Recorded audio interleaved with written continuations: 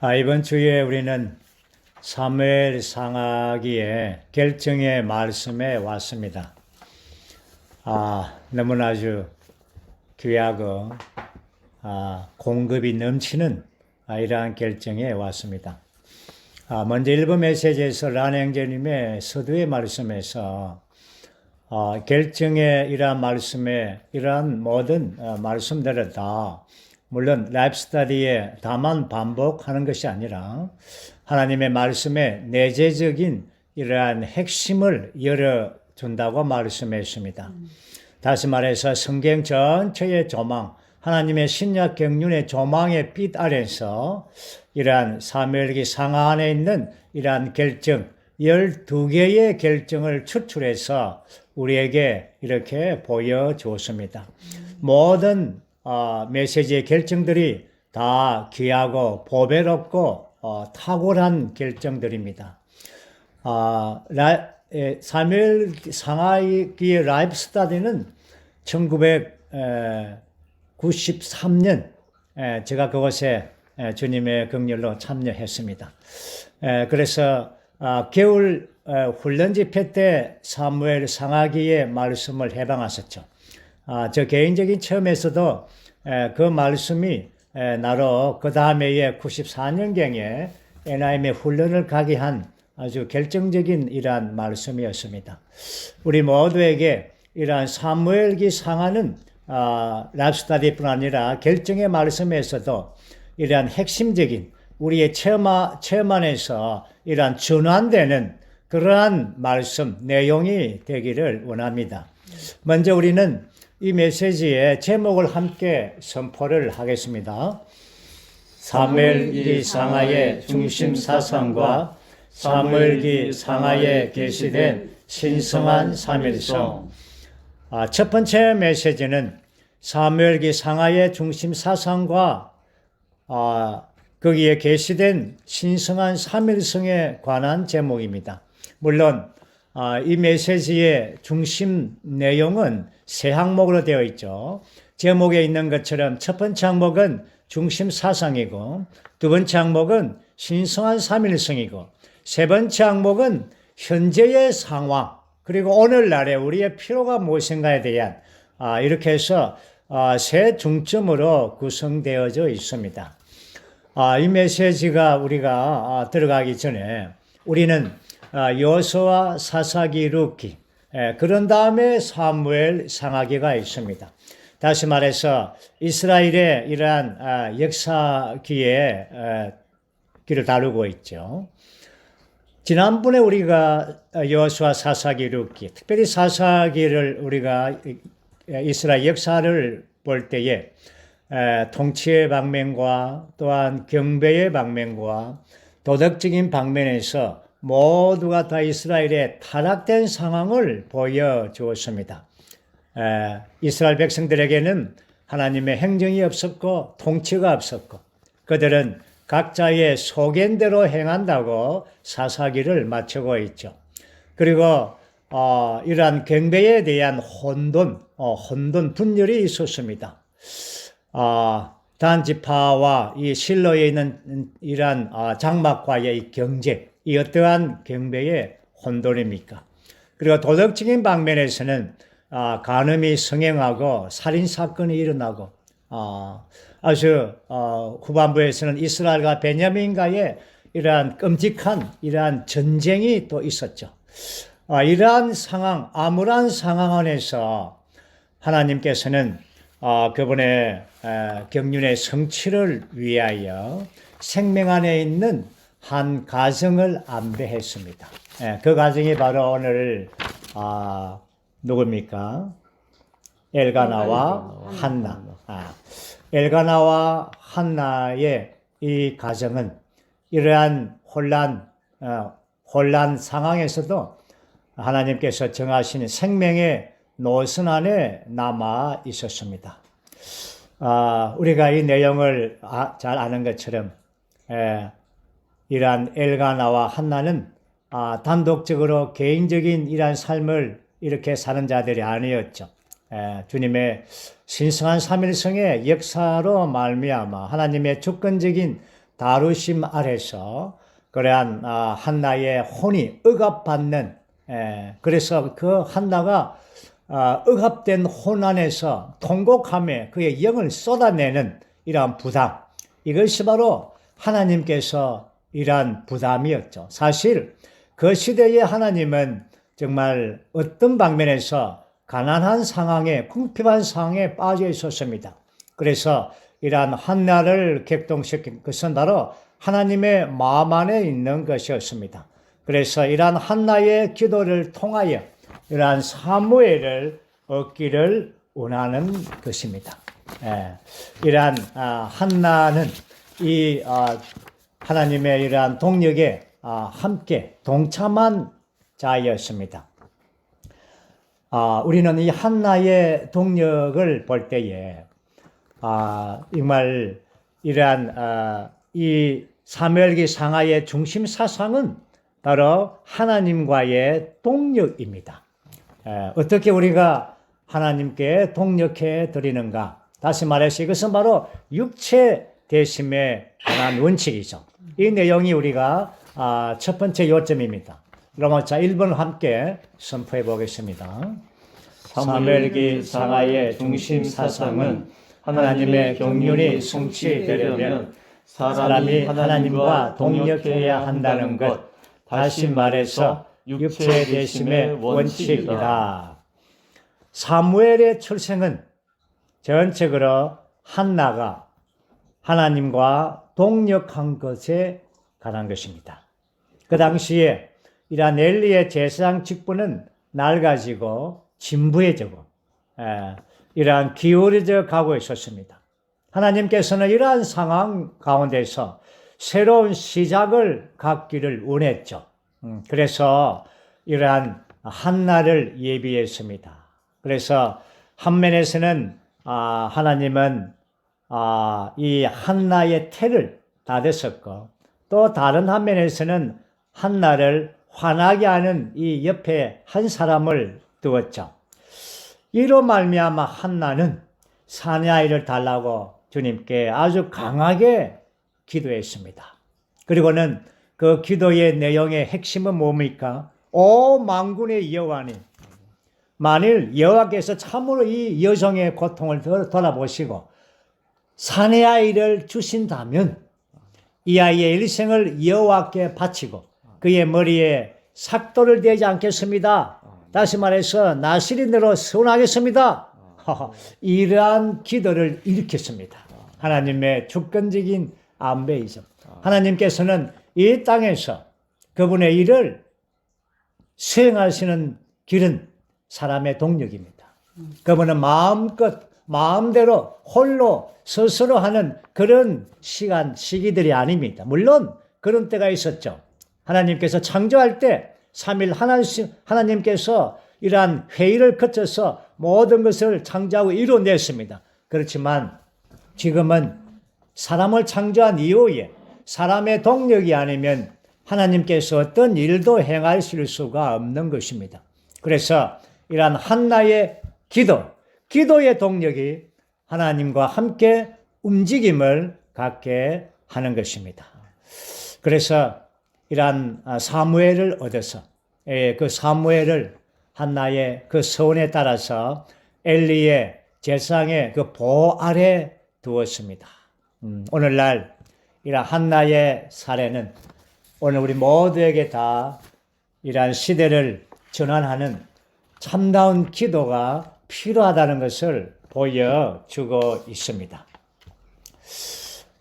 여기에서 우리가 다시 한 번 더 보는 것은 사무엘기 상하의 이 중심 사상은 하나님의 경륜이 성취되려면 사람과 하나님이 동력해야 된다는 것을 보았습니다. 오늘 여기 사무엘기 상하에서는 긍정적인 면에서는 사무엘의 어머니의 한나와 사무엘과 다윗의 역사로 예시되죠. 그리고 부정적인 방면에서는 엘리와 사울의 역사를 통해서 예시해 보여주고 있습니다. 우리가 어떻게 하나님과 긍정적인 방면에서 그분의 경륜을 위하여 그분의 움직이심을 위하여 동력해 드리는가, 이러한 적극적인 방면의 새 사람을 볼 수가 있는 것입니다.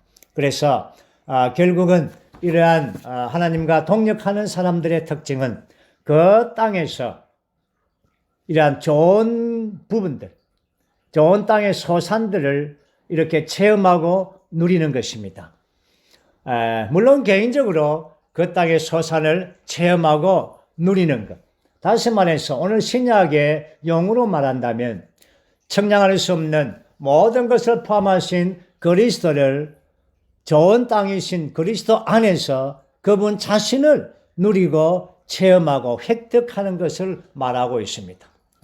그러므로 하나님과의 이러한 적극적인 동역하는 자만이 누릴 수 있는 분깃이 되는 것입니다. 우리가 다음에 보겠지만 하나님의 목적과 그분의 경륜 안에서 좋은 땅 안에 이스라엘 백성들을 이끌었습니다. 우리를 좋은 땅이신 그리스도 안에 이끌었고 또한 교회 안에 우리를 심겨 놓았습니다. 여기에서 하나님의 갈망과 그분의 원하심은 우리의 동력을 통하여 좋은 땅이신 그리스도를 체험하고 누리게 하는 것입니다. 그리고 누림의 결과가 무엇인가? 그 누림의 결과는 바로 왕국을 가져오는 것입니다. 여기에서 아주 이번 메시지 1번에서 가장 중심적인 내재적인 단어를 찾는다면 왕국입니다. 란행님께서 이 개요를 이렇게 교통하시면서 D번에 와서 여기에 교통하실 때에 사무엘기 상하에 있는 예표들은 신약의 믿는 이들이 하나님의 왕국인 교회를 세우기 위하여 하나님께서 그들에게 할당해 주신 몫이신 그리스도를 어떻게 누릴 수 있고 또 누려야 하는지를 보여준다라는 이 지점이 올 때 형제님은 뭐라 했습니까? 빛이 있습니다 라고 말했습니다. 물론 형제님에게는 늘 빛 가운데 있었죠. 그러나 이 메시지 올 때 그 빛이 무엇입니까? 바로 좋은 땅이신 그리스도를 누림에 대한 목표가 무엇인가? 이것이 바로 왕국과 연결하는 것입니다. 사무엘기 상하에 적극적으로 하나님과 동역한 사람들이 이러한 누린 그 모든 것은 다 하나님의 왕국이 되는 것입니다. 이것이 사무엘기 상하의 메시지 1번에서 가장 큰 빛이 온 것입니다. 하나님은 그분의 백성들이 좋은 땅 안에 들어가서 거기에 7 족속들 이러한 족속들을 쫓아내는 것이 목적이 아닙니다. 또한 그 땅을 누리고 체험하는 것도 목적이 아닙니다. 거기에 성전을 세웠죠. 그렇지만 하나님의 목적은 바로 왕국이 서는 것입니다. 예루살렘 성을 쌓는 것이죠. 그곳은 바로 왜 하나님께서 그렇게 왕국을 관심합니까? 그것은 바로 하나님께 통치하는 영역이 되고 그 영역 안에서 바로 하나님 그분 자신이 표현되고 나타날 수가 있기 때문인 것입니다. 그러면 오늘날 우리가 이 메시지 안에 깊이 있게 들어갈 때 우리가 주님을 누리는 것이 체험하는 것이 우리의 목표가 되어서는 안 되는 것입니다. 우리가 체험하고 누리는 것은 너무나 즐겁고 기쁜 것입니다. 좋은 것입니다. 하나님께도 너무나 유익한 것입니다. 그렇지만 거기 하나님의 왕국이 되는가입니다. 우리가 누린 그리스도가 하나님의 왕국이 되느냐, 자신의 영성이냐, 그 굉장히 중요한 것입니다. 오늘 우리는 교회 안에 심겨졌습니다. 교회 안에 있습니다. 이 땅은 좋은 땅입니다. 그리스도가 풍성합니다. 그렇지만 우리가 주님을 누리고 체험한 모든 것이 그곳에 하나님의 왕국이 있습니까? 우리가 로마서 5장 15절에서 말씀하는 것처럼 이러한 왕노릇 하고 있습니까? 개인적으로 왕노릇하실 뿐 아니라 단체적으로 이 땅에서 하나님의 왕국이 되어서 그리스도의 다스림 안에서 순종하고 복종하며 그분의 나타나는 표현하는 그런 영역이 우리 가운데 있습니까? 이것이 바로 첫 번째 중점인 우리가 하나님과 동력해서 그분을 좋은 땅인 그리스도를 누리고 체험하는 그 결과가 이 땅엔 교회가 바로 왕국의 실제를 가져오게 하는 것입니다.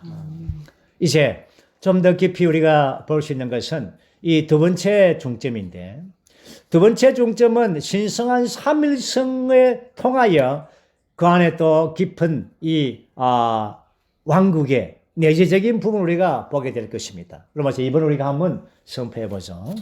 우리는 사무엘기 상하에 계시된 신성한 삼일성을 보아야 한다. 신성한 삼일성. 우리가 지난 번에 계속해서 신성한 삼일성 안에 살고 신성한 삼일성과 함께 사는 이러한 메시지를 우리가 다루었죠. 성경 전체는 신성한 삼일성으로 구성되어 있습니다. 물론 사무엘기 상하에 있어서 내용들은 신성한 삼일성이라는 뚜렷한 이러한 방면을 자세하게 표현된 적은 그렇게 많지 않지만 그러나 내용적으로 그 구조상 그 흐름상 모든 방면은 다 신성한 삼일성의 움직임을 보여주고 있습니다. 다시 한 번 더 우리가 하나님의 갈망과 그분의 목적을 보겠습니다. 그분의 갈망과 목적은 그분의 백성들이 좋은 땅에 들어가서 원수를 패배시키고 좋은 땅을 차지하는 것만이 아닙니다. 그 땅에서 왕국을 세우는 것입니다. 그렇기 때문에 이스라엘 백성들을 애굽 땅에서 하나님께서 불러내서 광야를 통과해서 성막을 건축했죠. 광야에서. 그렇지만 좋은 땅에 들어가서 각 지파에게 땅을 할당해 주고 그 땅을 체험하고 누리게 했습니다. 왜 그렇습니까? 왕국을 가져오기 위해서. 하나님은 그 땅이 왕국이 되기를 원하는 것입니다. 온 그 당시에 모든 세상은 다 사탄의 왕국입니다. 사탄이 표현되고 사람이 나타나고 사람을 높이고 전혀 하나님의 이름이 어디에 있습니까? 하나님의 속성과 표현이 어디에 있습니까? 전혀 없습니다. 오늘 온 땅을 보십시오. 사탄의 왕국입니다. 모든 것이 다 하나님과 경쟁하고 대적하는 그러한 종교, 철학, 문화, 인간사회 모든 것들이 다 하나님을 대적하는 시대에 있습니다. 이스라엘만이 그 당시에 하나님의 비밀한 왕국이 되기를 원했습니다. 오늘 온 땅의 교회만이 이러한 비밀한 왕국이 되기를 원하고 있습니다. 지금 우리는 교회 안에서 하나님의 왕국을 갖는 그러한 생활이 우리 안에 실제적으로 필요한 것입니다.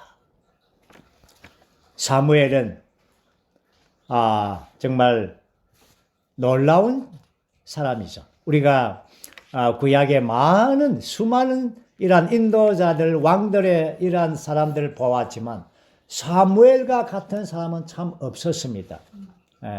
다윗도 실패도 있었고 솔로몬은 실패가 더 심했죠. 많은 인도자들의 왕들은 두말할 나이도 없고 많은 실패들을 가지고 있었지만 그러나 여기에 사무엘은 큰 결점이 없는 실패가 없는 그런 사람입니다. 그렇지만 그 땅에서 사무엘은 하나님을 대표하고 대행자였습니다. 그는 나시린이었죠. 그리고 제사장이고 신은자이고 사사입니다. 사성의 신분을 가지고 있었습니다. 그러면 하나님께서 그에게 왕으로 세웠으면 어떨까? 그러나 하나님의 목적은 사무엘이 왕이 되는 것이 아닙니다. 하나님은 사무엘에게 왕국을 주고자 하는 의도가 전혀 없었습니다. 하나님은 다윗을 일으켜서 다윗을 통하여 하나님의 왕국을 가져오기를 원했습니다. 성경 전체는 하나님의 목적과 귀결점은 왕국을 가지고 오는 것입니다. 성경의 마지막 장 요한계시록, 마지막 권 요한계시록에 가더라도 그 마지막 결론은 바로 뭡니까? 왕국입니다. 세상 왕국이 우리 주님과 그리스도의 왕국이 되었으니 새 예루살렘이 무엇입니까? 새 예루살렘은 새하늘과 새 땅 안에 있는 하나님의 영원한 왕국입니다. 정말 사무엘은 참 순수하고 단순하고 겸손한 사람이었습니다. 어떤 사람이 어떤 높은 위치에 오르게 되면 항상 한 가지의 문제를 갖습니다. 자기보다도 기능이 뛰어나고 은사가 뛰어난다면 그 사람을 허락할 것인가 안 할 것인가 이 문제에 봉착합니다. 오늘 기독교 역사에서도 이런 것들이 아주 비일비재하죠. 사무엘은 그 당시에 하나님의 백성 가운데 최고의 직분을 가지지 않습니까? 그런데 그렇죠? 그렇지만 사무엘은 순수하고 참 겸손한 사람이었습니다. 정말 하나님과 그분의 경륜과 그분의 목적을 아는 자였죠. 그리고 이스라엘의 그렇게 이스라엘 전체를 마음 안에 둔 사람이었습니다. 정말 그는 사울에게도 기름 붓고 또한 다윗에게도 기름 부었습니다. 그는 다윗 왕의 기름을 부을 적에도 순수했습니다. 하나님, 왜 사울입니까? 왜 다윗입니까? 저는 안 되겠습니까, 하나님? 이런 느낌이 없었겠습니까? 그러나 정말 사무엘은 그런 면에서 정말 뛰어납니다. 자기는 자기의 위치를 알았습니다. 바로 왕국을 가져오게 하는 위치입니다. 그가 왕이 되는 것이 아니라 왕국을 가져오게 되는 위치입니다.